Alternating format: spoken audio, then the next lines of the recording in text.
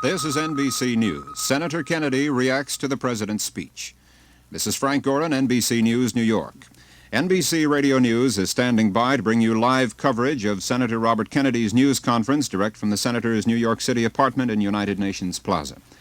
Kennedy's announcement that he'd hold the news conference came minutes after last night's stunning announcement by President Johnson that he would not seek re-election and would not accept the Democratic Party's nomination. Following that dramatic statement, Kennedy's advisors began arriving at the senator's New York apartment. Two of those key aides were historian Arthur Schlesinger and attorney Theodore Sorensen, both of whom were aides to the late President John F. Kennedy and who are now assisting the senator in his bid for the Democratic nomination. The meeting continued early into the morning. There appeared little doubt about the general importance of what was happening behind the closed doors as Kennedy and his advisors plotted strategy on what would seem to be an entirely new campaign now that the incumbent president has decided to withdraw from the race. Kennedy began this election year promising to support President Johnson if he were renominated, and as late as January 30th, he said he would not run against him under any foreseeable circumstances. Those circumstances, of course, took a surprising turn after the New Hampshire primary last month, in which Minnesota Senator Eugene McCarthy, the Democratic peace candidate opposing the president's Vietnam policy, scored an unexpected victory in terms of the total vote. We switch now to the Kennedy News Conference.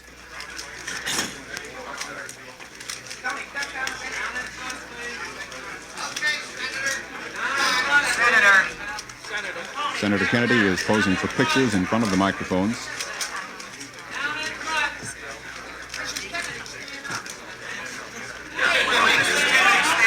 Supporters are asking him to stand for a moment for photographers. We expect he'll begin his speech momentarily. Whether the president's statement last night, bowing out of the race and calling for a bombing halt in North Vietnam, has had any negative effect on Kennedy's presidential ambitions will be known shortly. It would appear, however, that Mr. Johnson's decision would be viewed as good news for Kennedy supporters, leaving the way clear for a completely new presidential race. All right. Gentlemen.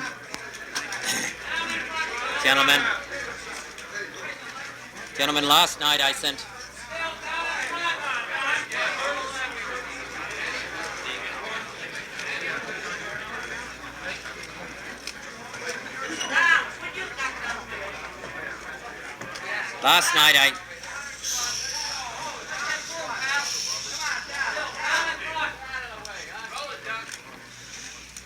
Last night I sent to the President the following telegram. Mr. President, first of all, let me say that I fervently hope that your new efforts toward peace in Vietnam will succeed.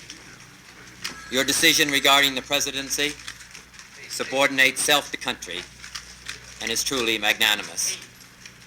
I respectfully and earnestly request an opportunity to visit with you as soon as possible to discuss how we might work together in the interest of national unity during the coming months.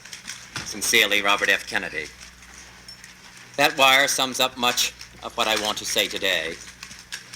The President's actions reflect both courage and generosity of spirit. In these past 16 days, I have been in 18 states, north, south, east, and west. In Alabama, and in Watts, in New York, and in New Mexico, in Washington, D.C., and in Washington State. Wherever I went, I found Americans of all ages, and colors, and political beliefs, deeply desirous of peace in Vietnam and reconciliation at home. Despite all the discord and dispirit, despite all of the extremists and their actions, there remains in this country today an enormous reservoir of hope and goodwill. Americans want to move forward. They want to better their communities, to make this country not only more livable for all Americans, but a shining example for all of the world. To free their energies and progress at home, they want peace in Vietnam, produced not by surrender of either side, but by a negotiated settlement that realistically takes into account, as quickly as possible, the need for all Vietnamese, and only Vietnamese, to determine the future of their own country. I have long urged that we make the first step in this direction by a de-escalation of our military effort, halting the bombing of the North, insisting upon reforms in the South, and pressing for negotiations with all parties looking toward a transfer of the present conflict from the military to the political arena. I am hopeful that the actions announced by the President will prove to be a step toward peace. It is obviously a critical time, and I think it would be inappropriate to offer any detailed comments regarding those actions at this time. As we move toward a political resolution of the agony of Vietnam, we can start to redirect our national energies and resources toward the vital problems of our own national community. The crisis of our cities, the tension among our races, the complexities of a society once so rich and so deprived, all these call urgently for the best efforts of all Americans all across this country. We must reach across the false barriers that divide us from brothers and from countrymen, to seek and find peace abroad, reconciliation at home, and the participation in the life of our country that is the deepest desire of the American people and the truest expression of our national goals. In this spirit, I will continue my campaign for the presidency of the United States. Senator Kennedy, doesn't the withdrawal of President Johnson rather place you in a position of shadow boxing with an unknown candidate which might be backed by the president, or with fighting with a man who shares your views like Senator McCarthy for the nomination? Well, I believe the president made it quite clear in his statement that he was going to remain out of politics during the remainder of his term. Secondly, I'm going to the American people, as I have, and present my views and my ideas about what we need to do in the future, what has to be accomplished here within our own country to break down the barriers, to break down the discord, and to bring unity and peace at home, as well as what needs to be done in our relationship with other countries. I think we have to remember that even after Vietnam, we are going to have to live in peace with countries and peoples all over the globe. It's going to be a difficult time.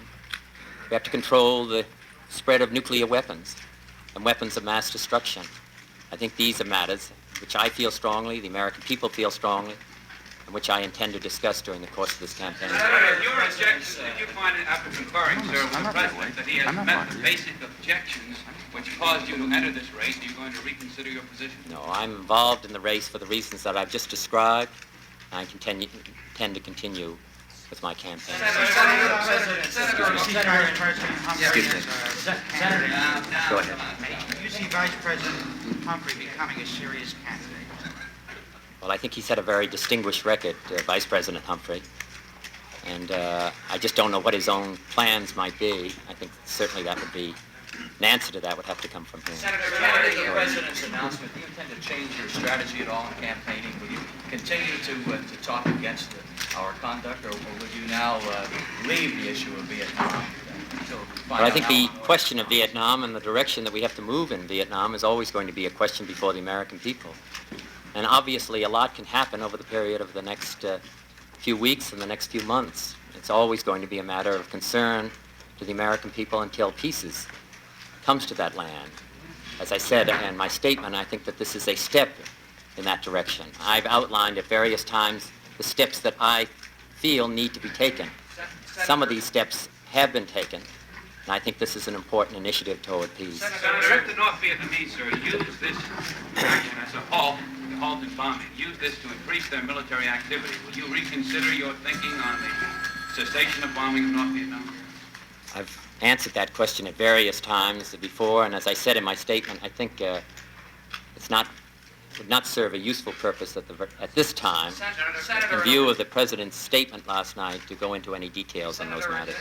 in a real sense, Go ahead. Go in a ahead. real sense, Senator, President Johnson and his record have been the big issue in your campaign and even in Senator McCarthy's campaign. Does this mean that you're going to have to put a different emphasis on your campaign? I think always it's not really a question of what has happened in the past, it's what is going to happen in the future. My concern about, based on what was going on within the United States, that we would continue some policies which I thought were damaging to our national interest. I'm going to talk now, as I have in the past, what I think we need to do. What I think we need to do to end the violence and the lawlessness and the disorders that is now affecting our country. What our relationship must be to the undeveloped nations of the world. What steps I think that we can take in order to cut down the use of dependence on nuclear weapons. I intend to look to the future. I think that, as I pointed out at various times, this is a campaign not just for the 1968, not just a question of the end of this year. This is a campaign it's going to determine the direction of the United States in the 1970s and for the next generation of Americans.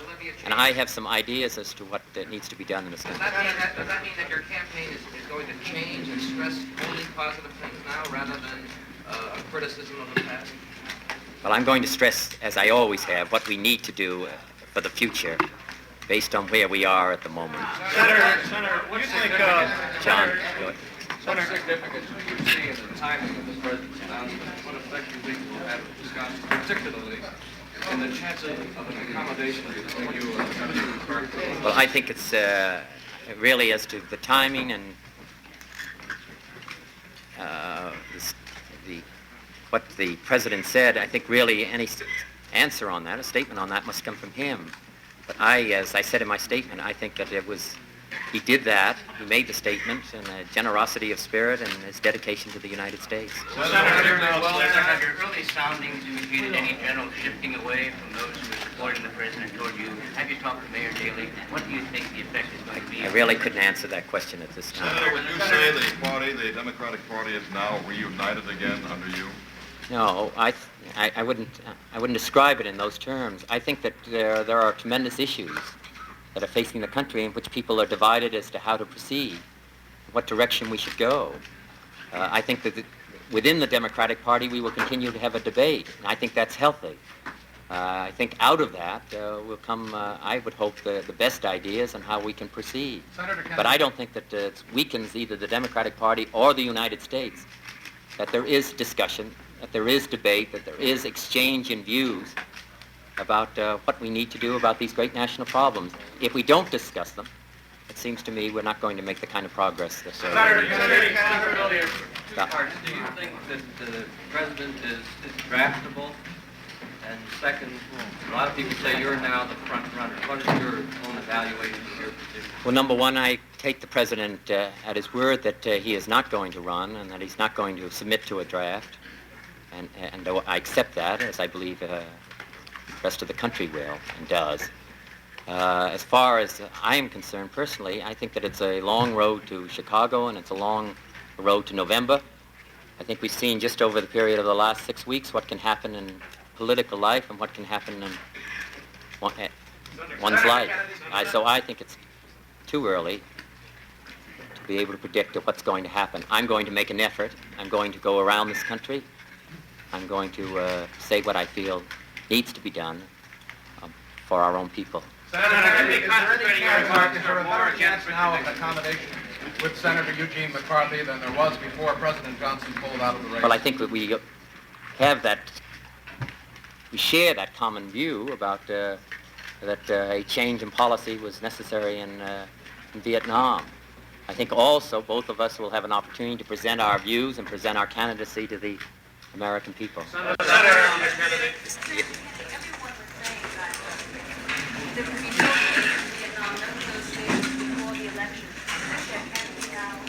I think it's still, let me say, I think this is a step toward peace, but as the Chinese proverb, the journey toward peace is 1,000 miles. This is a step.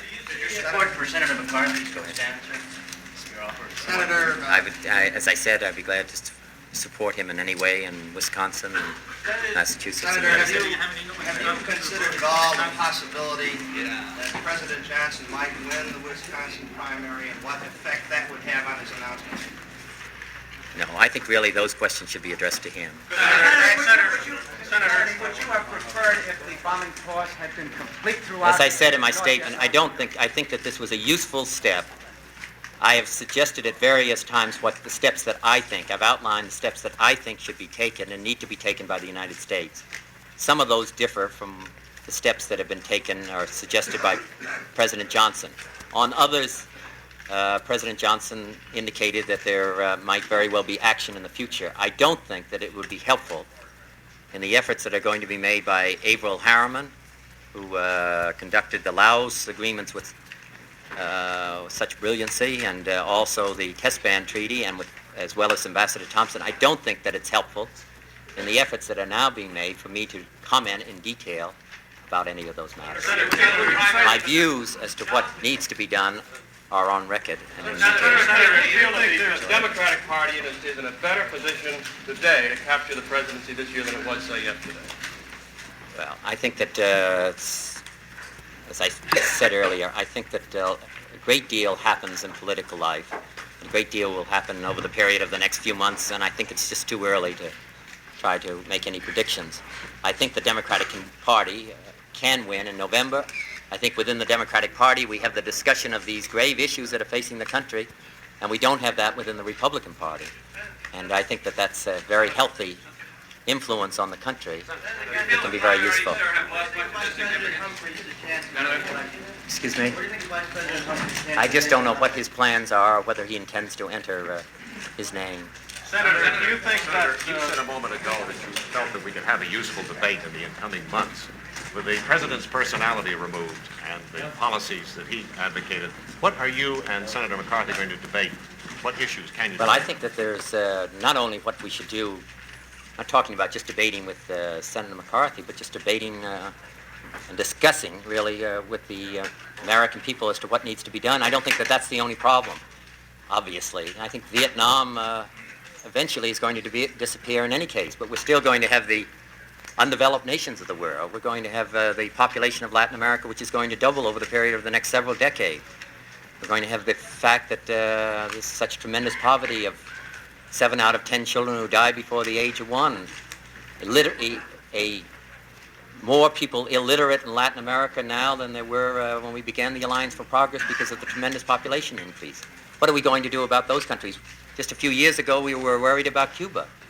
We still have the problems of Latin America, not only from our relationship and close personal relationship we should have with those countries, but a question of our national security.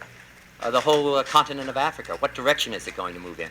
The fact that Europe, obviously, the relationship of the European countries and the European community has changed dramatically vis-a-vis the United States. It will never be the same. It won't be the same as it was in the 1950s, and it won't be the same as it was in the early 1960s. An election year is an opportunity to discuss what direction the United States should go in, what our relationship should be to the undeveloped nations of the world, what our relationship should be to the European community, what we should do about communist China. Communist China is going to have a delivery system by 1975. What steps are we going to take to deal with that? What steps are we going to try to take to try to deal with the problems of India? All of these matters are going to affect the lives of every American and the future of this country, and whether not only how we will survive this century, but really whether we will survive this century. I think that's what this election's about, and that's what I intend to discuss, as I have. Senator, then are you changing the emphasis of the campaign? I've talked about all of these matters during the period of the last two weeks, all of these matters, and I intend to continue to talk about them, and I hope, as I said at the beginning, that this is a step toward peace, but I think that Vietnam and what we should do about dealing with the problem of Vietnam will always be a matter of concern to the American people until we find peace there. But I don't think people should consider that that's the only problem. I think also, in addition to the international problems, is the question of whether our own domestic policies are going to make it possible for us to live together. one to the other. Not only the question of race, but the question of air pollution, the question of water pollution, and the basic question of the quality of American life. Senator, have the Democratic primaries sort of lost their basic significance now that the president has stepped down? I don't believe so, because again, I think it's an opportunity for people to hear the views and record how they feel about various candidates. Go ahead. Senator, would you describe your immediate gut feeling when you heard the news? Well, I was surprised, like you. Senator, in your telegram to President Johnson, you described his gesture in pulling out as truly magnanimous, reflecting courage and generosity of spirit. Can you amplify a little bit on that? I think it really speaks for itself. I put it in the statement, and I put what I felt in the telegram, which I feel very genuinely, and also in my statement that I read here as to how I feel about his schedule. Excuse me? I have not. I sent it last night. May we inquire, sir, as to what questions you may be asking the president when you confirm? I don't know that it'll be a matter of asking questions. Basically, I think of whatever contribution that I can make,